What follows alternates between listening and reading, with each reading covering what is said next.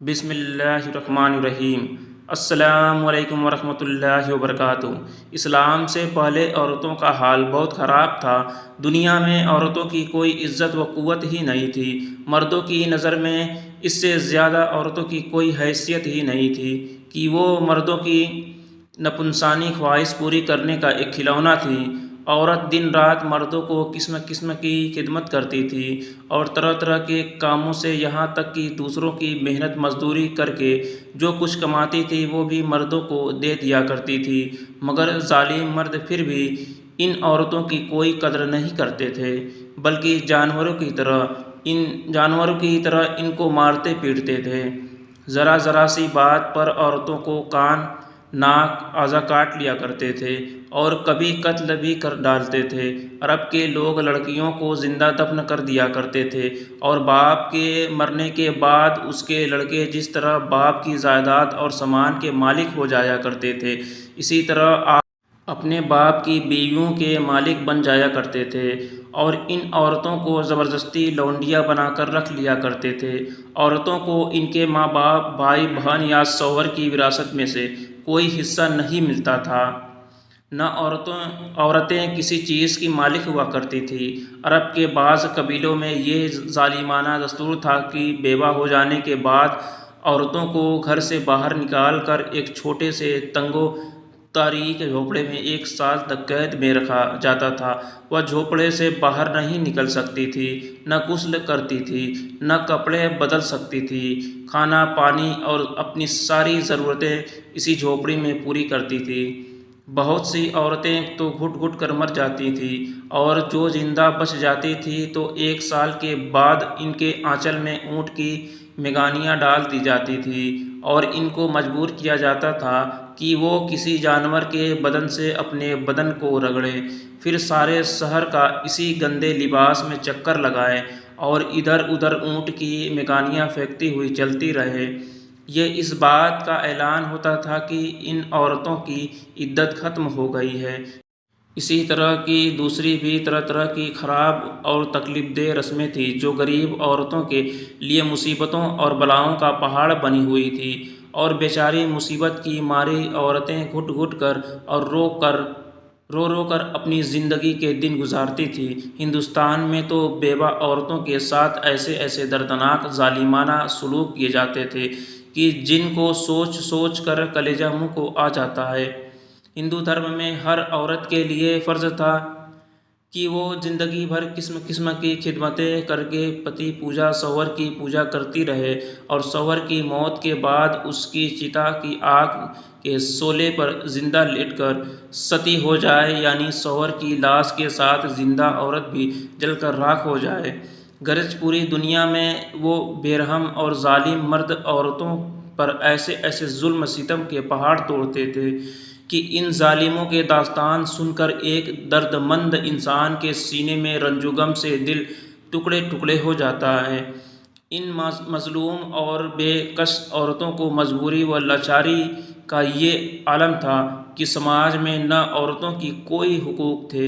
نہ ان کی مظلومیت پر داد و فریاد کے لیے کسی قانون کا کوئی سہارا تھا۔ ہزاروں برس تک یہ ظلم و ستم کی ماری دکھیاری عورتیں اپنی اس بے کسی اور لاچاری پر روتی بلبلاتی اور آنسو بہاتی رہیں، مگر دنیا میں کوئی بھی ان عورتوں کے زخموں پر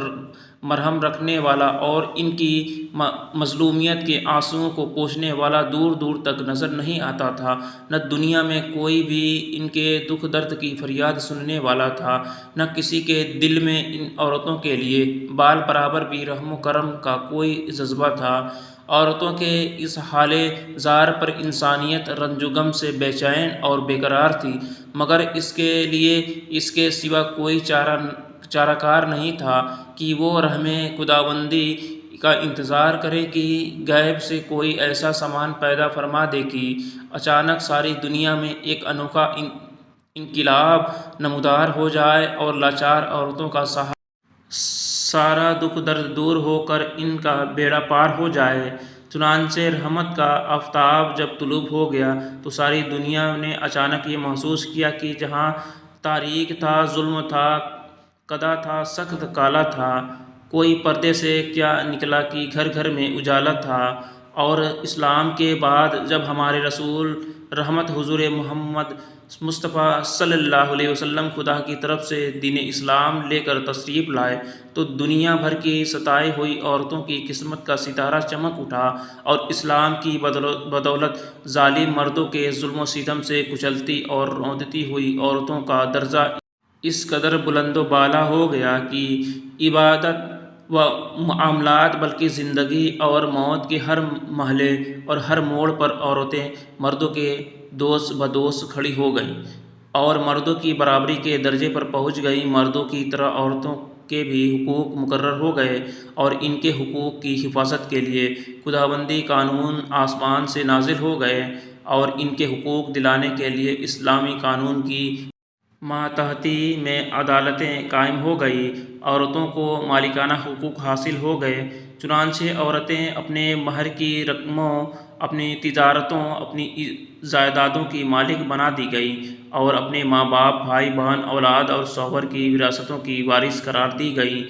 غرض وہ عورتیں جو مردوں کی جوتیوں سے زیادہ ذلیل و خوار اور انتہائی مجبور لاچار تھیں، وہ مردوں کے دلوں کا سکون اور ان کے گھروں کی ملکہ بن گئیں۔ چنانچہ قرآن مجید نے صاف صاف لفظوں میں اعلان فرما دیا، اللہ نے تمہارے لیے تمہاری جنس سے بیویاں پیدا کر دی تاکہ تمہیں ان سے تسکین حاصل ہو، اور اس نے تمہارے درمیان محبت و شفقت پیدا کر دی۔ اب کوئی مرد بلا وجہ نہ عورتوں کو مار پیٹ سکتا، نہ ان کو گھروں سے نکال سکتا ہے، اور نہ کوئی ان کے مال و اسباب یا جائیدادوں سے چھین سکتا ہے، بلکہ ہر مرد مذہبی طور پر عورتوں کے حقوق ادا کرنے پر مجبور ہے۔ چنانچہ خداوند قدوس نے قرآن مجید میں فرمایا کہ عورتوں کا مردوں پر ایسے ہی حقوق ہے جیسے مردوں کے عورتوں پر۔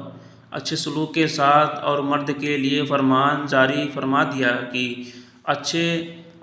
سلوک سے عورتوں کے ساتھ زندگی بسر کرو۔ تمام دنیا دیکھ لے کہ دین اسلام نے میاں بیوی کی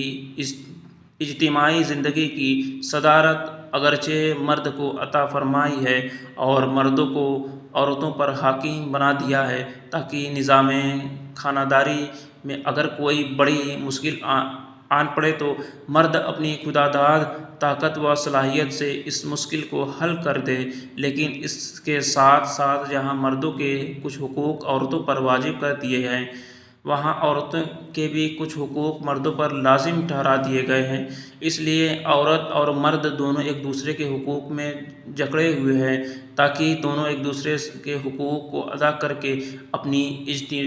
اجتماعی زندگی کو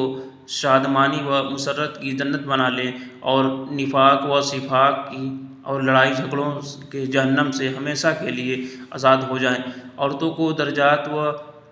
مراتب کی اتنی بلند منزلوں پر پہنچا دینا، یہ حضور نبی کریم صلی اللہ علیہ وسلم کا وہ احسان عظیم ہے کہ تمام دنیا کی عورتیں اگر اپنی زندگی کی آخری سانس تک اس احسان کا شکریہ ادا کرتی رہیں، پھر بھی وہ اس عظیم الشان احسان کی شکر گزاری کے فرض سے سبک دوش نہیں ہو سکتیں۔ تمام دنیا کے محسن اعظم حضور نبی کریم کی شان رحمت کا کیا کہنا۔ آج کی یہ مزید معلوماتی آپ کو ویڈیو پسند آئی ہوگی تو ویڈیو کو لائک شیئر ضرور کیجیے گا۔ اللہ حافظ۔